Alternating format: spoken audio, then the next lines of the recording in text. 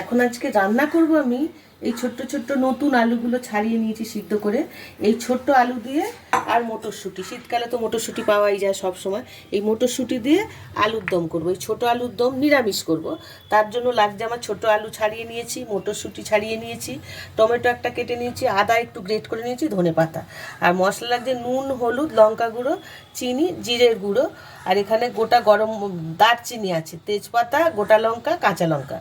আর দেবো একটু হিং। হিংটা আমি ভিজিয়ে রেখেছি। এটা একদম দেখুন শক্ত হিং, ওই গুঁড়োটা নয়, এটা আমার দাদা ইউপি থেকে এনে দিয়েছেন। এই হিংটা আমি ভিজিয়ে রেখেছি, এই হিংটা আমি আলুর দমে দেবো। গ্যাসটা জ্বালিয়ে আমি কড়াইতে তেল দিয়ে দেবো। গ্যাসটা জ্বালিয়ে নিলাম। আমি এটা সর্ষের তেল দিয়ে বানাবো।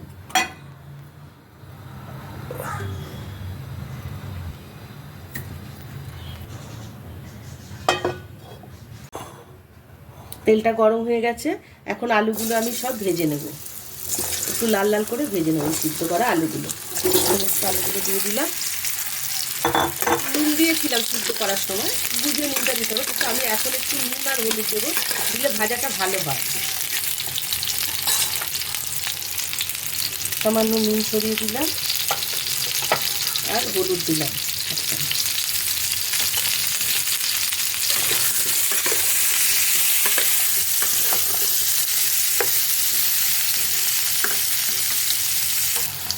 আলুগুলো দেখুন আমার লাল লাল করে ভাজা হয়ে গেছে। এখন আমি আলুগুলো সব তুলে নেব। আলুগুলো ভেজে তুলে নিয়েছি। এখন কড়াইতে আমি আরেকটু তেল দেব।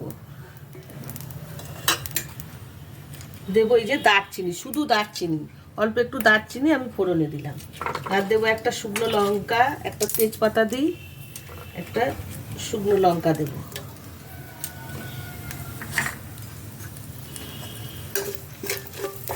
এর মধ্যে দিয়ে দেবো আমি টমেটো কুচানোগুলো।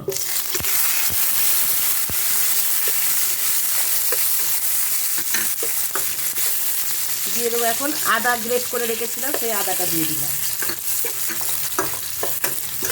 মশলাটা যাতে না পুড়ে যায়, মশলা দেওয়ার আগে আমি সামান্য জল দেবো, সামান্য জল।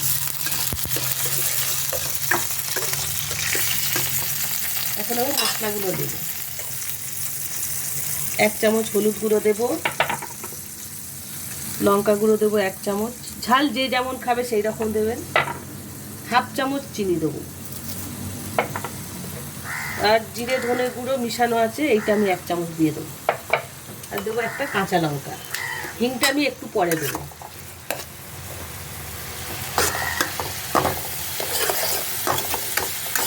তেলটা বেরিয়ে আসছে। এখন আমি এই হিং ভিজিয়ে রেখেছি, এই হিংটা আমি এর মধ্যে দিয়ে দেবো।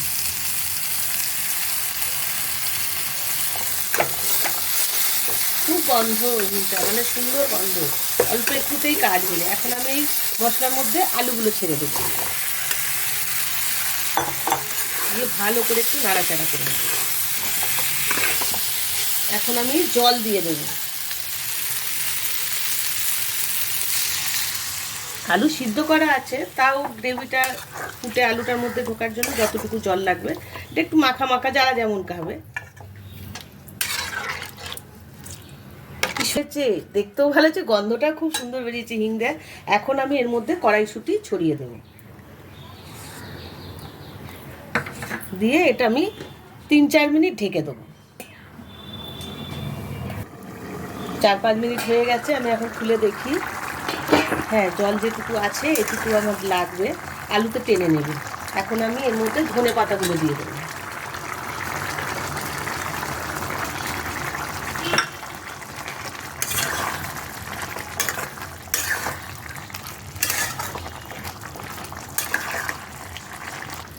গ্যাসটা বন্ধ করে দিই। এখন আমার আলুর দমটা রেডি হয়ে গেছে।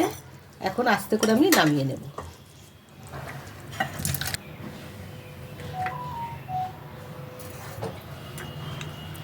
রেডি হয়ে গেছে মটরশুঁটির আলুর দম। ওপরে আমি 2-4টে মটরশুঁটি দিয়ে দিলাম কাঁচা, দেখতে ভালো লাগবে তার জন্য। এই আলুর দমটা লুচি, কচুরি, রুটি, পরোটা খুব ভালো যাবে। ভাত দিয়েও খাওয়া যায়, কিন্তু লুচি পরোটার সাথেই বেশি ভালো লাগবে।